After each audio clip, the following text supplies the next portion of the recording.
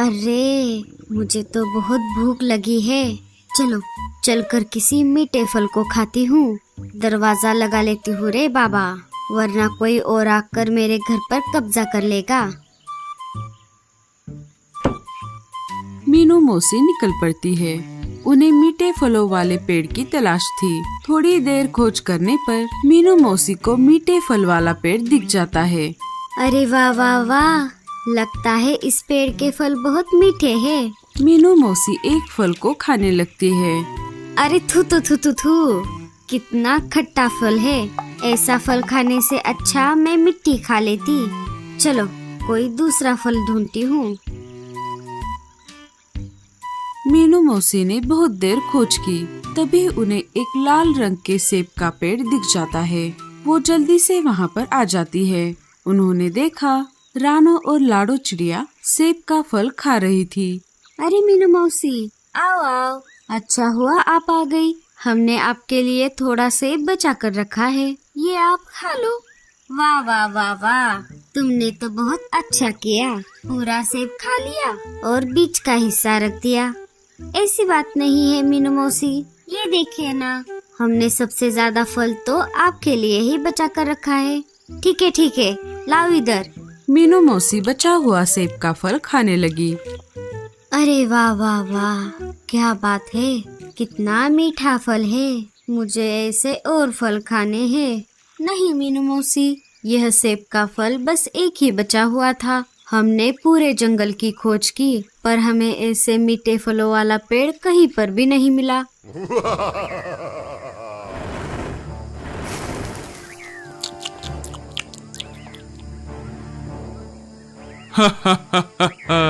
ये बगीचा मेरा है और ये सारे मीठे मीठे फल भी मेरे हैं। अगर कोई इन्हें चुरा कर खाने की जुर्रत करेगा तो मैं उसका तंदूरी कबाब बनाकर खा जाऊंगा।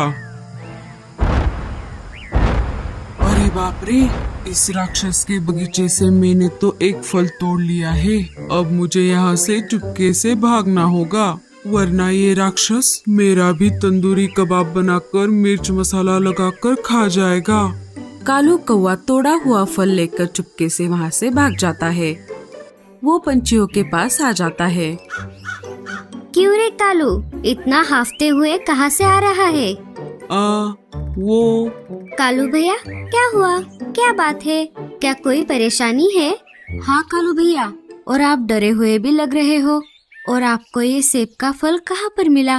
क्या बताऊँ मैं तुम सबको, ये फल मैंने जंगल के पास वाले बगीचे से तोड़कर लाया है। अरे तो हम सब यहाँ पर क्या कर रहे हैं? चलो जल्दी से, हम भी वहाँ जाकर बहुत सारे मीठे फल खाएंगे और हमारे बाकी साथी पंछियों को भी लेकर जाएंगे। अरे मीनू मौसी, रुक जाइए, मेरी आगे की बात तो सुनिए। अब क्या है कालू, अब मुझसे तो रहा नहीं जाता। मैं बहुत सारे मीठे मीठे फल खाना चाहती हूँ। अरे मीनू मौसी, आप फल तभी खा पाओगी जब आप जिंदा रहोगी। क्या क्या मतलब? अरे दोस्तों, उस बगीचे में एक राक्षस भी रहता है जो उन पेड़ों की रक्षा करता है। अगर कोई चोरी से फल चुराने की कोशिश करता है तो वो उसका तंदूरी कबाब बनाकर मिर्च मसाला डालकर खा जाता है। मैं भी बाल बाल बचकर आया हूँ। बेटा कालू, ये बात कब बताएगा? मेरा तंदूरी कबाब बनने के बाद? तो जाने दो साथियों, हम उस बगीचे में नहीं जाएंगे। चलो हम हमारे लिए अनाज की खोज करते हैं। हाँ, पर इस फल का क्या जो कालू भैया लाए हैं, उसका क्या? उसे हम सब मिलकर खाएंगे, पर पहले मैं ही खाऊंगी। मीनू मौसी फल खाने लगती है। उन्हें फल इतना मीठा लगता है कि वो पूरा ही फल खा जाती है। अरे अरे मीनू मौसी, ये आपने क्या कर दिया? आपने तो थोड़ा भी फल हमारे लिए नहीं छोड़ा। क्या करूं कालू, ये फल था ही इतना मीठा कि मुझसे रहा नहीं गया। अगर उस बगीचे के फल इतने ज्यादा मीठे हैं तो हमें रिस्क लेकर वहाँ जाना ही चाहिए। हाँ, मैं भी यही सोच रहा था रानो। तो चलो फिर हम चलते हैं उस बगीचे में। नहीं लाडो, अभी नहीं। वो राक्षस रात के 12 बजे से सुबह के 6 बजे तक सोता है। हम रात में वहाँ जाएंगे। रात हो जाती है। सारे पंछी मिलकर उस बगीचे के पास आ जाते हैं। वो देखो साथियों, वो है बगीचा। हम एक काम करते हैं, एक एक जाकर वहाँ से फल लेकर आते हैं। मीनू मौसी, पहले आप। नहीं रे बाबा, मैं नहीं जाऊंगी। मैं बूढ़ी हूँ ना, तो मैं सबसे आखिर में जाऊंगी। ठीक है, मैं जाती हूँ। इधर राक्षस खर्राटे ले रहा था, तभी लाडो एक पेड़ के पास आ जाती है और वहाँ से एक फल तोड़कर वापस आ जाती है। अब मैं जाती हूँ। रानू भी जाकर एक सेब लेकर आती है। वैसे ही कालू कौवा भी जाकर एक सेब लेकर आता है। अरे मीनू मौसी, अब आपकी बारी है, जल्दी जाइए वरना वो राक्षस जाग जाएगा। अरे अरे कालू, डरा मत, जा रही हूँ ना। हे ऊपर वाले, बचा ले रे बाबा। एक से मेरा क्या होगा, मैं 2-4 फलों वाला घड़ा एक साथ ही तोड़कर लेकर जाऊंगी। मीनू मौसी को 2-3 फलों वाला घड़ा दिख जाता है। वो उसे तोड़ने ही वाली थी कि तभी राक्षस नींद से जाग जाता है और मीनू मौसी को पकड़ लेता है। कौन है जो मेरे बगीचे के फल तोड़ने आया है? अरे तुम कौन हो और मुझे क्यों पकड़ा है? क्या तुम अंधी हो? तुम्हें दिख नहीं रहा? मैं एक राक्षस हूँ। तुम मेरे बगीचे के फल तोड़ने आई हो ना? अब मैं तुम्हारा तंदूरी कबाब बनाकर खा जाऊंगा। अरे रुको रुको रुको, मैं सच में अंधी हूँ और मैं मेरे घर का रास्ता भूल गई हूँ। मुझे नहीं पता अब मैं कहाँ पर आ गई हूँ। क्या तुम मेरी घर जाने में मदद करोगे? क्या तुम सच में अंधी हो?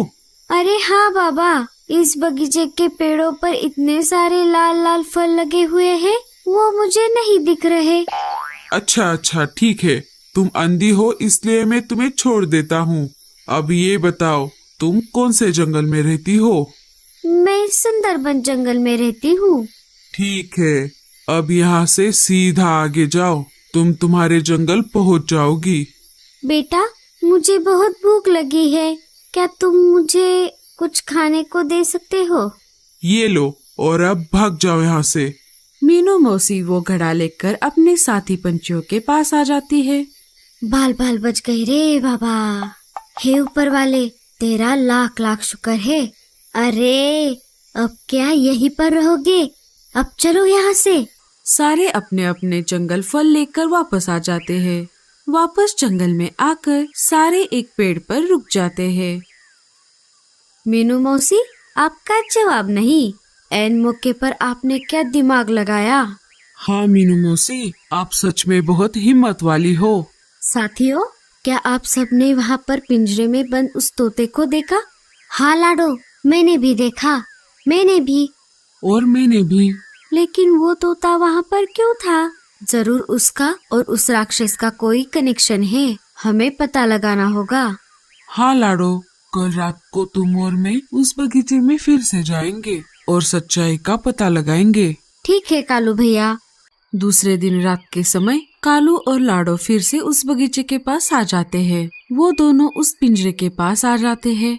तुम दोनों कौन हो और यहाँ पर क्या कर रहे हो? जल्दी से यहाँ से चले जाओ, नहीं तो अपनी जान से हाथ धो बैठोगे। अरे वो सब छोड़, पहले हमें ये बता कि तू कौन है और इस पिंजरे में तुझे किसने बंद किया? तेरा और उस राक्षस का क्या कनेक्शन है? क्योंकि वो तुझे कुछ भी नहीं करता। मुझे इस पिंजरे में उसी राक्षस ने बंद करके रखा है, क्योंकि उसकी जान मेरे अंदर है, इसीलिए वो मुझे कुछ भी नहीं करता। अगर उस पर किसी ने वार भी कर दिया तो उसकी जान मेरे अंदर होने की वजह से वो फिर से जिंदा हो जाता है। और अगर तुझे कुछ हो गया तो क्या, वो राक्षस मर जाएगा। मैं भी एक दिन ऐसे ही उड़ते उड़ते इस बगीचे में फल खाने के लिए आ गया था, तभी उसने मुझे पकड़कर अपने अंदर की जान मेरे अंदर डाल दी। अब जल्दी जाओ यहाँ से, वो राक्षस कभी भी नींद से जाग सकता है। कालू और लाडो वहाँ से निकलकर वापस अपने जंगल आ जाते हैं। तुम तो जल्दी आ गए वापस। अब जल्दी जल्दी बताओ क्या हुआ वहाँ पर? कालू सारी बात रानू और मीनू मौसी को बताता है। अरे वाह वाह वाह वाह, ये तो बहुत अच्छा हुआ। हमें उस राक्षस की कमजोरी पता चल गई। अब मेरे पास एक बहुत बढ़िया प्लान है। मीनू मौसी सारा प्लान अपने साथियों को बताती है। प्लान थोड़ा रिस्की है लेकिन बहुत बढ़िया है। चलो हम अभी चलते हैं।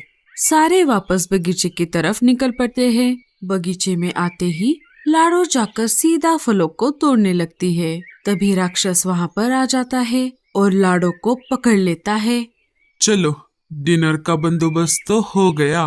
राक्षस लाडो को मारने ही वाला था, तभी कालू, रानो और मीनू मौसी तोते को लेकर वहाँ पर आते हैं। कालू ने तोते के गर्दन पर चाकू लगाया था। रुक जा राक्षस के बच्चे, अगर हमारे साथी को जरा भी खरोच आ गई तो मैं इस तोते की गर्दन उड़ा दूंगा। कालू ने तोते को पहले से ही सारा प्लान बताया था। वो उसे राक्षस से आजाद करने वाला था। अरे अरे रुक जाओ, उस तोते को छोड़ दो, मैं इस चिड़िया को छोड़ देता हूँ। और एक बात, तुम्हें तुम्हारी जान इस तोते से वापस लेनी होगी और ये बगीचा हमेशा हमेशा के लिए छोड़कर यहाँ से जाना होगा। हाँ हाँ हाँ ठीक है, मैं ऐसा ही करूँगा। अगर जान वापस लेकर तुमने हम पर हमला कर दिया तो तुम्हें वादा करना होगा। नहीं नहीं, मैं वादा करता हूँ। राक्षस तोते के शरीर से अपनी जान वापस लेता है और वो बगीचा छोड़कर हमेशा हमेशा के लिए वहाँ से कहीं दूर चला जाता है। दोस्तों आपका बहुत बहुत शुक्रिया। अगर आप नहीं होते तो वो राक्षस मुझे कभी भी नहीं छोड़ता। उस राक्षस के डर से आज तक कोई भी पंछी इस बगीचे में नहीं आया था, पर आप सब ने साहस दिखाकर मेरी जान उस राक्षस से छुड़वाई। अब मैं मेरे परिवार के पास लौट सकता हूँ। इसका सारा क्रेडिट तो मीनू मौसी को जाता है। हाँ हाँ कालू, बस कर अब, मैं हूँ ही इतनी होशियार। और अब सब ये छोड़ो, चलो इन फलों पर टूट पड़ते हैं। सारे उस बगीचे के फलों पर टूट पड़ते हैं। दोस्तों, हमें इस कहानी से यह सीख मिलती है, ताकत से बड़ी अकल होती है।